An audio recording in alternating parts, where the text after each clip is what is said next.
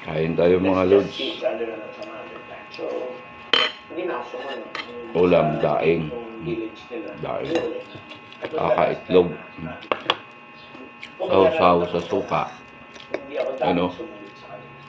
Ang sarap. Sarap talaga.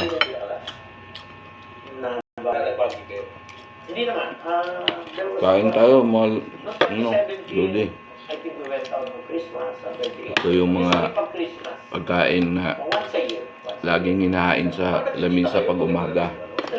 Yung mga mahirap. Hindi pwedeng walang kwento tungkol sa kung sakay sa bahay. Yung mga personal, mas personal. Sarap. So, pag naramdaman ko na hindi sila nagkikwento ng something personal nila or something buhay nila sa bahay, ganun din tuloy ako. Hindi na ako makapagkwento ng buo ng aking Arapigil. Tapos, Kumbaga, limited yung topics na pwede nyo pag-usapan. Fried egg. Career, yes. How's the food? sarap ng daing. Hindi mahalat. Galing ng Masbate. Daing nito. Kaya hindi siya mahalat. Sarap kainin. Wala siya nagpapakwento sa iyo about sa mga acting experience? Wala. Kaya yan yung na-risk ko. Diba? Yan yung hindi ko na i-share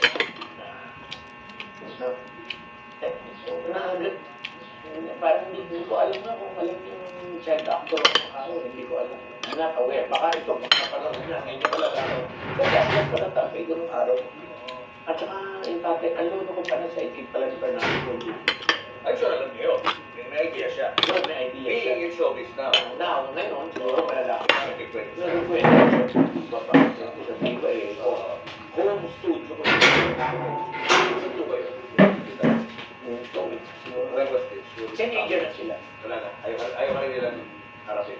Hindi, nakakaharap ko pa. Pero yung once a year, pag Christmas or special occasion, birthday ni Julia, pag nagkikita kami, either Christmas or birthday. Pero ang Christmas namin is way back before Christmas, December 10, December 15. Not near Christmas. Or after.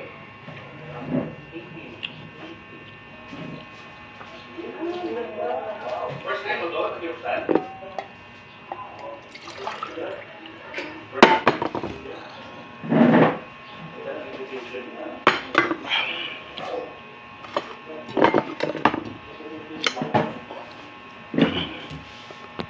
Julia Barreto, first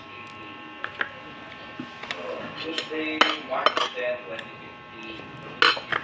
Rizal Ballroom, Mahali siya. Ngayon mo na piyoksan, bale.